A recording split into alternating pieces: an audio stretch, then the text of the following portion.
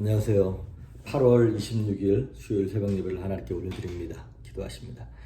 예수님 감사합니다. 주님을 사랑하며 오늘도 예배함으로 하루를 시작합니다. 우리 예수님께서는 마음이 상한 자를 가까이 하시고 중심에 통회하는 자를 구원하신다 하셨사오매 내 힘으로 할 수 없어서 주님 앞에 상한 마음으로 통회하는 마음으로 나아가오니 우리를 만나시며 새롭게 하시고 은총으로 동행하여 주옵소서. 말씀 가운데 함께 하시길 소망하며 예수님의 이름으로 기도했습니다. 아멘. 예찬송가 246장, 새찬송가 208장, 내 주의 나라와 찬양하십니다. 내 주의 나라와 주 계신 성전과 피 흘려 사신 교회를 늘 사랑합니다. 내 주의 교회는 전성과 같아서 눈동자같이 앞기사를 보하시네. 이 교회 위하여 눈물과 기도로 내 생명 다할 때까지를 봉사합니다.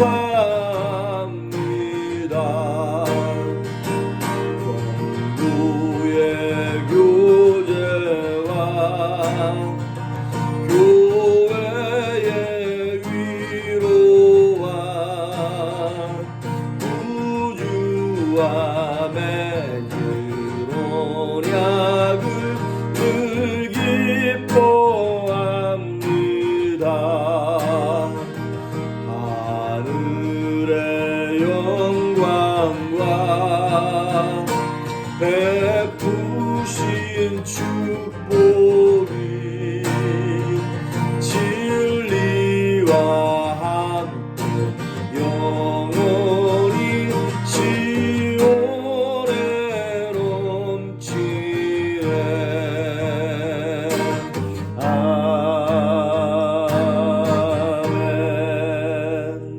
아멘.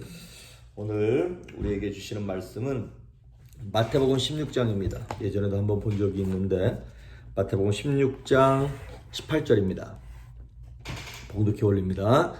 또 내가 내게 이르노니 너는 베드로라. 내가 이 반석 위에 내 교회를 세우리니 음부의 권세가 이기지 못하리라. 아멘. 반석 위에 내 교회를 세운다. 오늘은 이제 교회에 대해서 보겠습니다. 우리 흔히 이민사회를 살면서 이런 말이 있습니다. 인생의 방황은 예수님 만나면 끝나고 신앙의 방황은 좋은 교회 만나면 끝난다라고 하는 말이 있습니다. 우리 이렇게 주변에 보면 모든 것이 완벽해요. 건강하고 자녀들 잘 크고 물질적으로 어려움 없고. 그런데 교회를 다니다가 교회가 분란이 일어나거나 깨지거나 어려움을 겪잖아요. 절대로 평안하지 않습니다. 참 막 죽고 싶어요. 교회가 어려우면 살맛이 나지 않아요. 그런데 반대로 삶이 좀 고달프고 고단해도 좋은 교회 만나서 말씀이 들리고 예배가 사모되어지고 막 기도가 능력 있게 나오잖아요. 그래서 막 주변에 믿음의 사람들이 붙고 하면 잠깐은 삶이 어려워도 그 인생 회복됩니다. 하나님 그 은혜를 베푸십니다. 교회가 그만큼 중요한 거예요. 예수님께서 이 땅에서 두 가지 꿈을 꾸셨습니다. 첫째는 십자가고 두 번째는 교회입니다. 예수님은 십자가에서 우리의 죄의 문제를 죽음으로써 해결하심으로 말미암아 우리를 구원하시는 그 꿈을 예수님이 품고 계셨던 것이죠. 그래서 꿈이라고 하는 것은 그 꿈을 꾼 사람이 반드시 희생해야, 대가를 지불해야 그 꿈이 이루어지게 되는 것이죠. 그래서 예수님이 그 희생을 지불하셨던 것입니다. 자, 그래서 우리에게 구원을 허락하셨어요. 그런데 예수님은 그 십자가 구원을 우리에게 허락하실 때 세상에 알리는 방법으로 뭐를 선택하셨어요? 교회를 선택하셨어요. 교회를 통하여 구원을 전달하게끔. 그렇기 때문에 교회의 사명은 예수님의 십자가, 그 구원 사건을 세상과 나누고 세상을 변화시키는 것, 그것이 바로 우리 교회의 사명인 것입니다. 에베소서 3장 10절에 보면 이런 말이 있어요. 교회를 통해 하늘의 천사들에게까지 하나님의 여러 가지 지혜를 알리시겠다는 거예요. 교회를 통해서 이 땅은 물론 천사들에게까지 하나님의 영광, 하나님의 능력, 지혜를 교회를 통해서 하나님은 일하시겠다는 것입니다. 그러니까 가끔 왜 중국의 워치만인가요? 위트니스리 이런 사람들 통해 가지고 이제 개교회주의 이런 것처럼 무교회주의라 그러죠. 참 무교회주의 이런 거 세워 가지고 하는 사람들, 교회를 무시하고 멸시하는 사람들이 있습니다. 그런데 그건 하나님의 뜻이 아닌 거예요. 하나님은 부족하지만 참 연약하고 시험 들고 깨지고 박살나는 부족한 교회이지만 교회를 통해서 십자가의 구원 사건과 하나님의 능력과 지혜를 전파하기를 원하셨던 것입니다. 그럼 교회는 뭐냐? 이제 교회를 헬라말로 에클레시아라 그래요. 에크라는 것이 무엇으로부터, 에클레시아, 그거는 세상으로부터 부르심을 받았다라고 하는 뜻입니다. 교회를 구성하는 구성원들은 하나님께서 세상으로부터 따로 뽑으신 그런 사람들의 모임이라고 하는 것이에요. 그래서 우리 조이풀 교회다, 무슨 뉴비전 교회다, 사랑의 교회다 이렇게 모여있는 교인들은 그 구성원들은 사람이 뽑은 것이 아니라 하나님이 뽑으셨다는 거예요. 하나님이 결정하셔서 불러오셨다는 거예요. 그래서 오늘 본문인 마태복음 16장 18절에도 보면 이 반석위에, 베드로의 믿음의 고백 위에 내 교회를 세운다 그랬어요. 인간의 교회가 아니라, 목사의 교회가 아니라, 성도의 교회가 아니라 교회는 예수님의 교회라고 하는 것입니다. 하나님이 이 예수님의 교회, 본인의 교회를 하나님의 사람들로 부르셔서 채우셨기 때문에 사실 우리는 불평할 수 없어요.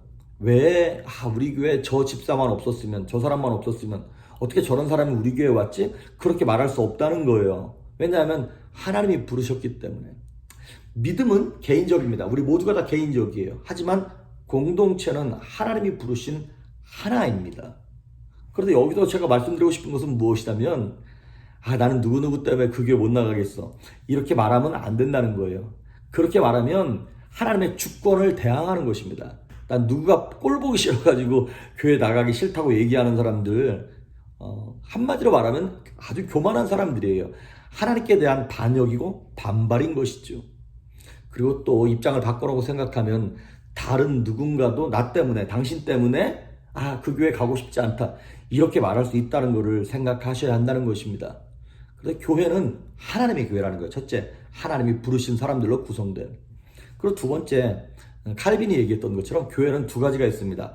보이는 교회, 가시적인 교회와 보이지 않는 불가시적인 교회가 있다는 것입니다. 첫째, 가시적인 교회는 뭐냐면 그냥 눈에 보이는 교회예요. 교회라기보다는 교회당이란 말이 더 맞겠죠. 그리고 그것을 채우고 있는 사람들. 사실 우리가 교회에서 상처받고 시험 들고 아픈 거는 다 이 눈에 보이는 교회 때문에 그런 것입니다. 지금 이제 한국 교회가 엄청 욕을 많이 먹고 있죠. 그러니까 세상 사람들이 볼 때는 그 이단인 신천지나 지금 그 코로나 바이러스 퍼뜨리고 있는 그 교회나 세상 사람들이 볼 때는 별 차이 없는 거예요. 그거는 바로 가시적인 교회이기 때문에 그렇습니다. 사실 교회가 세상의 기준에 맞춰서 세상의 잘 보일 필요는 없어요. 세상의 칭찬을 받기 위해서 교회가 열심히 할 필요는 없어요. 하지만 복음 전파에 방해가 되기 때문에 가능한 교회는 세상으로부터 책 잡힐 만한 일을 하지 않으려고 애를 쓰게 되는 것이죠. 세상 사람들은 이 가시적인 교회만 보기 때문에 눈이 가리워져서 교회가 하는 온전한 그 목표, 영혼을 구원하고 살리는 것을 깨닫지 못하게 되는 것입니다. 그런데 이제 우리에게는 이 가시적인 교회가 아니라 눈에 보이지 않는 불가시적인 교회가 있어요. 이거는 뭐냐면 예수 그리스도를 분명히 알고 그분을 나의 주 나의 하나님으로 확실하게 모셔드려서 그 구원의 감격을 체험하고 경험한 사람들이 모임, 그걸 바로 교회라 그러는 겁니다. 눈에 보이는 건물이 아니라 그 믿음의 사람들의 공동체의 모임을 교회라고 하는 것입니다. 그래서 이런 사람들이 모여서 함께 예배하고 기도할 때 하늘과 땅이 진동하는, 그러다 하나님이 보시는 교회가 가시적인 교회가 아니라 불가시적인 믿음의 사람들의 모임, 여기를 보고 계신 것이죠. 이 불가시적인 교회를 담고 있는 그릇, 눈에 보이는 이 가시적인 교회는 사실 언제든지 깨질 수 있고 박살날 수 있고 옮겨갈 수 있고 바뀔 수 있는 것입니다. 이 땅에 사실은 영원한 교회는 없습니다. 그래서 요한계시록 보면 하나님께서 이 촛대를 옮기신다는 말이 나와요. 성령의 역사를 옮기시는 것이고, 성령의 역사가 옮겨간다는 얘기는 그 교회가 아무리 크고 엄청나고 대단했어도 정말 그 눈에 보이는 것들만 가지고 목숨을 걸 때 하나님의 역사는 더 이상 없어지는 거예요. 끝나는 것이죠. 영국에서 설교의 황태자라고 얘기했던 찰스 스펄전이 목사님이 목회했던 교회가 메트로폴리탄 무슨 침례교회인가 그래요. 거기 뭐 한 번에 들어갈 때 뭐 10,000명씩 들어갔다는데, 근데 그 교회 다 불타 없어지고요. 다 씻었는데 그 교회 지금 몇십 명 안 나온다 그러잖아요. 그 교회도 그냥 하나님의 성령의 촛대를 움직이시는 것이죠. 그리고 남가주에 했던 그 로버트 슐러 목사님이 막 할 수 있다 하면 된다 이런 거 얘기했던 수정교회, 지금은 그것이 천주교로 넘어가가지고 개신교가 아니라 천주교 성당이 되었죠. 그러니까 한국에 있는 전 세계에서 가장 크다고 얘기한 무슨 뭐 여의도 순복음교회니 사랑의 교회니 무슨 이런 교회들도 그 엄청난 건물에 하나님이 계신 것이 아니라 그 안에 있는 하나님의 능력과 은혜를 사모하고 사랑하는 그 성도들의 모임 가운데 하나님께서 그 은혜를 베푸시고 교회를 거기다 세우시게 되는 것이죠.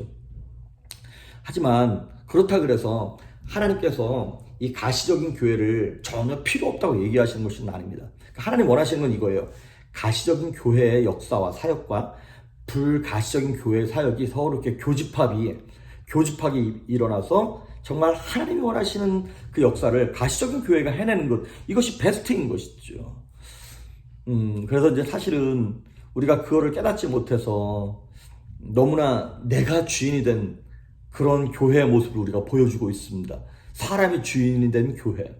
그래서 어떤 목사님 그런 말씀을 하시더라고요. 지금은 교회가 성장이냐 정체냐 이게 아니라 성장이냐 종말이냐 하는 그 분기점에 서 있다는 거예요. 그만큼 이제 복음의 역사도 교회의 역사도 하나님께서 이렇게 움직이고 계시다고 하는 것입니다. 특히 이제 코로나나 이런 것들로 인해서 많은 한국 교회가 뭐 이렇게 정부로부터 주변으로부터 핍박받는다고 생각하시는 분들이 되게 많은 것 같습니다. 그런데 여러분, 저는 한 가지 안타까운 것이 이 코로나 바이러스를 마귀가 이용하기는 해요. 정부의 정책이라든가 시책을 마귀가 이용할 수는 있어요. 근데 이것 갖고 우리가 정부랑 싸울 일이 아닌 거거든요. 지금은 뭐냐면 사실 여러분 저도 겁이 나요. 이게 교회 모이지 마, 예배하지 마, 뭐 이런 얘기가 이제 계속 오래되고 있으니까 이 교회가 어떻게 될지 모르잖아요. 저도 겁이 나요. 그러나 솔직히 말씀드리자면 이건 지금 정부랑 싸우고 정책이랑 싸울 일이 아닌 거라는 거예요. 무슨 얘기냐면 지금은 교회가 핍박받는 시기가 아니라 교회가 시험을 치르고 있는 시기입니다. 마지막 그러니까 기말고사 이거를 앞두고 모의고사를 보고 있는 느낌이에요. 마지막 적그리스도가 나타나기 전에 교회가 얼만큼 준비된 날을 하나님이 얼라우하신 거예요. 이 코로나가 됐든 뭐 정부의 시책이 됐든 교회가 꼼짝달싹 못하게끔 핍박하는 게 아니라 교회의 실력을 보고자 하시는 하나님의 시험이라고 하는 생각이 저는 듭니다. 그러니까 생각해 보십시오. 솔직히 말씀드려서 대한민국이나 미국이나 지금 정부의 정책이나 시책 이런 것들 때문에 교회가 부흥이 안 되나요? 아니면 썩어 빠진 목사들, 잘못된 성도들 때문에 교회가 부흥이 안 되나요? 우리 자꾸 정책이나 어떤 외부 환경 때문에 교회가 이렇게 됐다고 자꾸 거기를 블레임하고 싶어해요. 아닙니다. 솔직히 우리의 연약함, 우리의 부족함, 우리의 실수 때문에 교회가 부흥이 안 되고 지금 이렇게 되는 것인데, 우리의 타락 때문에 교회가 이렇게 되는 것인데 복음 전파가 안 되는 곳인데 왜 자꾸 눈을 단 데로 돌려가지고 본질이 아닌 것에 우리는 목숨을 걸고 있는지요. 사실 이제 코로나 바이러스도 그렇고 이런 걸 보면서 우리 모두가 다 이구동성으로 말세다 이렇게 얘기하고 있죠. 저는 이걸 보면서 말세 맞아요. 그리고 솔직히 말씀드리면 조금만 더 시간이 있었으면 좋겠어요. 하나님께서 한 번만 더 우리에게 찬스를 주셔가지고 한 번만 더 열심히 모일 수 있고 막 옛날로 돌아갈 수 있어서 그렇게 할 수 있는 기회가 주어지면 잘 준비해서 마지막 기말고사를 치르고 싶어요. 저는 소망하기를 하나님께서 한 번 더 주실 거라고 저는 믿고는 있어요. 그런데 만약에 그게 아니라면 우리가 시험 공부할 시간도 나는 금요일쯤 시험 볼 거라고 생각했는데 내가 시간표를 잘못 본 거야. 내일 시험 보게 되는 거야. 그러면 우리가 선생님한테 쫓아가가지고 이럴 수 없습니다. 연장해 주십시오. 이렇게 말할 수 없죠. 그러면 그거를 막 그 앞에 가서 데모한다고 해결될 일입니까? 아니에요. 시간이 더 있으면 좋겠지만 어쩔 수 없이 얼마 남지 않은 시간 동안만이라도 기말고사 준비해야 됩니다. 이렇게 불편하고 부족한 상황 가운데서라도 우리 말세를 준비해야 되고 교회가 모이지 못할 때를 우리 준비해야 됩니다. 이걸 지금 어떻게 해야 될지를 잘 모르겠는데 지금 있는 상황과 형편 속에서 저는 제가 제일 아쉬운 게 뭐냐면 교회에 함께 모여서 예배할 수 없다라고 하는 현장감, 이것도 아쉽고요. 큰 소리 내서 기도하지 못한다는 게 아쉬워요. 뭐 차에서나 집에서 하면 되죠. 근데 그게 안 돼요, 잘. 그러니까 교회에 가서 눈물 뿌리면서 큰 소리로 기도하고 통곡하고 찬양하고 막 이래야 되는데 저는 이럴 수 있는 기회가 한 번은 하나님께 주실 거라고 소망하고 기도하고 있습니다. 바라기는 저 여러분 모두가 다 이제 보이지 않는 교회를 준비해야 할 때입니다. 나의 신앙의 상태는 어떤지, 우리 목장, 우리 교회에 보이지 않는 영적 실력은 얼만큼인지를 우리가 좀 이번 기회에 체크하고 원망할 것이 아니라 우리 자신의 실력을 보면서 하나님 앞에서 엎드리고 돌아볼 수 있는 거룩한 기회가 될 수 있기를, 그래서 온전한 교회로 저와 여러분이 준비될 수 있기를 주의 이름으로 축복합니다. 기도하십니다. 예수님 감사합니다. 보이지 않는, 눈에 보이지 않는 온전한 교회를 우리의 10년 가운데 준비하게 하시고 우리 조이풀교회가 준비할 수 있도록 깨닫는 눈을 허락하시고 영적 실력을 허락하여 주시옵소서. 감사드리옵고 예수님의 이름으로 기도했습니다. 아멘.